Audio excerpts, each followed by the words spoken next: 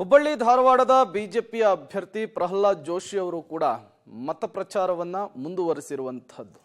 ನಿರಂತರವಾಗಿ ಅವರು ಪ್ರಚಾರ ಕಾರ್ಯದಲ್ಲಿ ತೊಡಗಿಸಿಕೊಂಡಿದ್ದಾರೆ. ಹುಬ್ಬಳ್ಳಿಯಲ್ಲಿ ಕಾಂಗ್ರೆಸ್ ವಿರುದ್ಧ ಇದೇ ಸಂದರ್ಭದಲ್ಲಿ ಜೋಶಿ ವಾಗ್ದಾಳಿಯನ್ನು ನಡೆಸಿದ್ದಾರೆ. ಕಾಂಗ್ರೆಸ್ ಮುಸ್ಲಿಂ ಪ್ರೋ ಸರ್ಕಾರ, ಕಾಂಗ್ರೆಸ್ ಸುಳ್ಳು ಹೇಳುವಂತಹ ಪಾರ್ಟಿ. 10 ವರ್ಷ ಅಧಿಕಾರದಲ್ಲಿದ್ದಾಗ ಯಾಕೆ ದೇಶದ ರೈತರ ಸಾಲ ಮನ್ನಾ ಮಾಡಲಿಲ್ಲ? ನಾವು ರೈತರ ಸನ್ಮಾನ್ ನಿಧಿ ಯೋಜನೆಯಡಿಯಲ್ಲಿ 3 ಲಕ್ಷ ಕೋಟಿ ರೈತರಿಗೆ ಹಣವನ್ನ ನೀಡಿದ್ದೇವೆ. ಸುಳ್ಳು ಹೇಳೋದು, ಜನರ ದಾರಿ ತಪ್ಪಿಸೋದು ಕಾಂಗ್ರೆಸ್ ಕೆಲಸ. ಕಾಂಗ್ರೆಸ್ ಅವರ ಪಕ್ಷದ ಚಿಹ್ನೆ ಮತ್ತು ಧ್ವಜಕ್ಕೆ ಕಿಮ್ಮತ್ತಿಲ್ಲ. ಕೇರಳದಲ್ಲಿ ಅವರ ಪಕ್ಷದ ಧ್ವಜವನ್ನ ಬಿಟ್ಟು ಮುಸ್ಲಿಂ ಲೀಗ್ ಧ್ವಜವನ್ನ ಹಿಡಿದು ಪ್ರಚಾರ ಮಾಡ್ತಿದ್ದಾರೆ. ಕಾಂಗ್ರೆಸ್ ಜನರಿಗೆ ಮೋಸ ಮಾಡ್ತಾ ಇದೆ. ದೇಶದ ಆರ್ಥಿಕ ವ್ಯವಸ್ಥೆಯ ಬಗ್ಗೆ ರಾಹುಲ್ ಗಾಂಧಿಗೆ ಜ್ಞಾನ ಇಲ್ಲ. ಯಾರೋ ಬರೆದು ಕೊಟ್ಟಿದ್ದನ್ನ ರಾಹುಲ್ ಗಾಂಧಿ ಓದ್ತಾರೆ. ರಾಹುಲ್ ಗಾಂಧಿ ಅತ್ಯಂತ ಬೇಜವಾಬ್ದಾರಿ ವ್ಯಕ್ತಿ ಅಂತ ಗುಡುಗಿದ್ದಾರೆ ಪ್ರಹ್ಲಾದ್ ಜೋಶಿ ಅವರು ಕಾಂಗ್ರೆಸ್ ವಿರುದ್ಧ. ಇಂದು 10 ವರ್ಷ ಇದ್ದಾಗ ಯಾಕೆ ಮಾಡಲಿಲ್ಲ? ಅದಕ್ಕಿಂತ ಮೊದಲು 50 ವರ್ಷ ಇದ್ದಾಗ ಯಾಕೆ ಮಾಡಲಿಲ್ಲ? ಅಂದರೆ ಕಾಂಗ್ರೆಸ್ ಪಾರ್ಟಿ ಸುಳ್ಳು ಹೇಳುವಂಥ ಪಾರ್ಟಿ ನಂಬರ್ 1. ನಂಬರ್ 2, ಇಲ್ಲಿವರೆಗೆ 75 ವರ್ಷದಾಗ 65 ವರ್ಷ ಕಾಂಗ್ರೆಸ್ ಪಾರ್ಟಿ, 60 ವರ್ಷ ಕಾಂಗ್ರೆಸ್ ಪಾರ್ಟಿ ಇತ್ತು. ಅದರೊಳಗೆ ಒಟ್ಟು ಸಾಲ ಮನ್ನಾ ಆಗಿದ್ದು 65,000 ಕೋಟಿ ರೂಪಾಯಿ.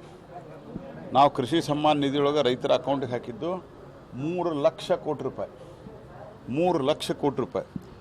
ಇವ್ರೇನು ಮಾತಾಡ್ತಾರೆ? ಇವರು ಜನಕ್ಕೆ ಸುಳ್ಳು ಹೇಳೋದು, ದಾರಿ ತಪ್ಪಿಸೋದು, ಏನಾದರೂ ಮಾಡಿ ಏನಕ್ಕೇನು ಮಾಡಿ ವಯನಾಡ್ದಾಗ ತಮ್ಮ ಧ್ವಜವನ್ನು ಬಿಟ್ಟವ್ರು ಇವರು ಎಷ್ಟರ ಮಟ್ಟಿಗೆ ಮಂದಿಗೆ ಮೋಸ ಮಾಡ್ತಾರೆ. ಇವರು ತಮ್ಮ ಧ್ವಜ ಬಿಟ್ಟು ಮುಸ್ಲಿಂ ಲೀಗಿನ ಧ್ವಜ ತೊಗೊಂಡು ಹೋದಂಥವ್ರು ತಮ್ಮ ಧ್ವಜಕ್ಕೆ ಕಿಮ್ಮತ್ತಿಲ್ಲ, ಇವರಿಗೆ ತಮ್ಮ ಚಿಹ್ನೆಗೆ ಕಿಮ್ಮತ್ತಿಲ್ಲ.